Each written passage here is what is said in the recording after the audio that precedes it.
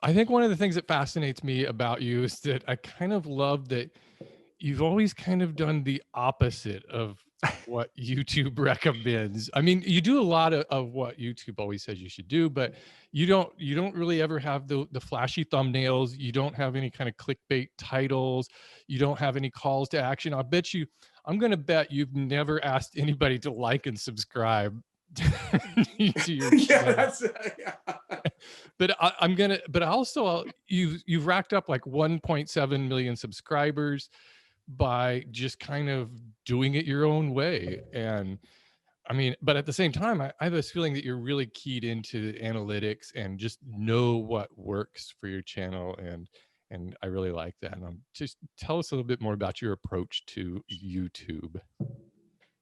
Well, I started out actually. What may have contributed a lot to my early success is my first few videos on YouTube were not made for YouTube. So I had my website and started out with my marble machines, which were fairly popular just, back when viral meant HTML, not video. And I had audio samples in there. Well, a video sample would be even better. And so I was going to host this on my website, and I had to be conscious of how much bandwidth that's going to use up with my ISP, especially with the idea that wholesale bandwidth I had read at that point cost about $10 a gigabyte back in 2007, somewhere around thereabouts. And if this video goes viral and it gets downloaded off of this ISP and they're going to send me a bill for this bandwidth, that's going to get expensive. So I wanted the videos of the marble machines to be about 30 seconds long. And that took a lot of very careful editing, which I wouldn't have done for YouTube because it's like, who cares how long it is? So I had these edits. I don't know if I actually ever did host them on there, but then when YouTube got bought for like $1.6 billion back in 2006 or 7, it's like, hey, I could just put them on there. And I didn't really care about anything else about YouTube. I just wanted to use them as sort of as a content distribution network. And those videos, they did well. And then I built my marble adding machine, which again wasn't for YouTube.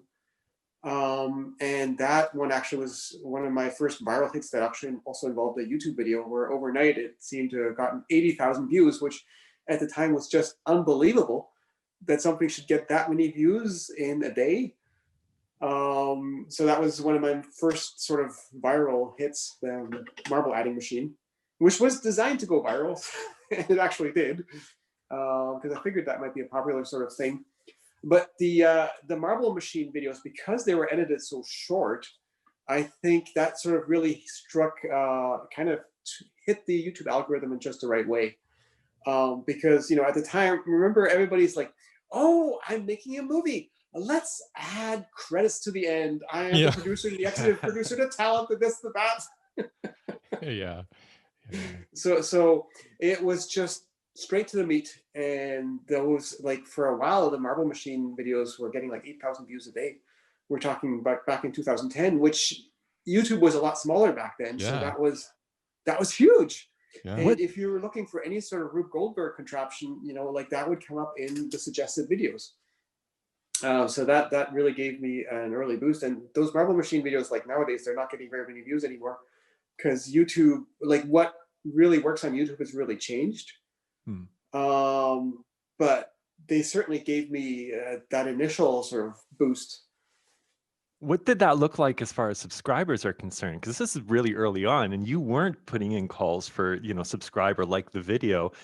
How long did it take to get 1,000 subscribers, or like how quickly were the milestones coming from you at this time, since you had so many views at that point? I wasn't really paying that much attention to YouTube. Like YouTube was just supplemental to my website. So initially, most of my YouTube views came through my website. And then eventually the YouTube views exceeded the website views. And at that point I thought, okay, YouTube is a very useful discovery tool. YouTube is a useful tool for people to find my content so that they can then go to my website. Right. Because initially, I know at some point YouTube approached me, it's like, you can join our ad program. And I was like, that's ridiculous. It's like, everybody knows there's no money in YouTube, right? And then I read an article on the New York Times about the What the Buck show. This guy, was just talking about different, I don't know if you've ever heard of that. I haven't. Michael Buckley, yeah. And that he was making $100,000 a year off of that. And I'm like, what? It's like, okay, I should try this partner program. Well, It's amazing that you knew like right out of the gate that I love that you were just like, I knew that they were going to be viral videos, or you had a really good thought. Like, what was it? Did you know that it was satisfying to watch Rube Goldberg machines or marble machines, or Oh, like, the marble is it the machines. saddest? And also, did the music one work because there was the added like that, just that wonderful like sound to it, and it's just a satisfying thing for people to watch. Why do you think people watch the videos? I think is the question I'm asking. Yeah. So of course, viral is. I always sort of think of there's viral, which is, everybody links to it and it gets this huge spike and then settles down to a much lower level of views. But the marble machines, they never actually went viral. And people call it viral when something gets a lot of views, but it was just they hit the YouTube algorithm in the right kind of way. There wasn't other people talking about the marble machine. They just kept getting recommended like thousands of times a day. But there are other things where the marble adding machine, I figured would be something that would do well, and it did. There's a few, like back in 2007, 2008, where you had a sense that something would do well and you'd have a fair chance of hitting it because there wasn't quite as much stuff to compete against. Right.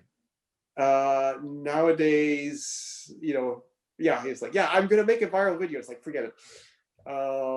But back in the early days, like if you had a sufficiently interesting topic, it had a good chance of succeeding. And you remember there was like this whole thing about marketing agencies making viral videos. That was the thing.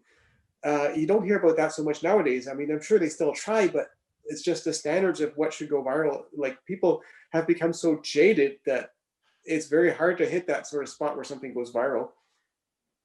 I remember talking to you a few years ago, and you were, you had some thoughts on trying to create viral videos, and it's like, yeah, anytime you try to create that, it just, the things you think are going to work, it just doesn't always hit. I think it's really difficult, but somehow you've managed to. I would say you've had a big string of viral videos. I think probably more than any other maker or woodworking video, definitely. One of my ex-coworkers sort of said, it's like, you get your 15 minutes of fame way too often. Every few years you get an extra 15 minutes.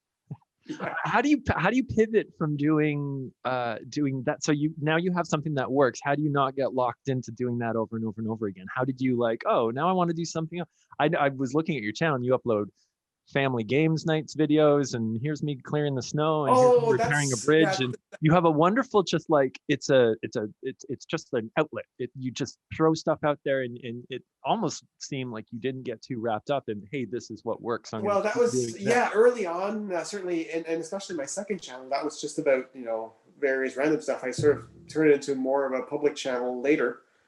So a lot of these videos weren't really, it's sort of like Steve's early roller coaster videos. It wasn't about trying to hit something that way. What is, you mentioned the importance of your website. And I know that that's always kind of been your key, and you write extensive articles about every video that you post. As far as I know, every single video has an article that goes with it. Is that right? Not anymore. Oh, you don't do that anymore, just for like the major projects or something. Yeah. But it's so funny because you never really, you don't do the YouTube-y stuff. You don't tell people to like, hey, go to my website.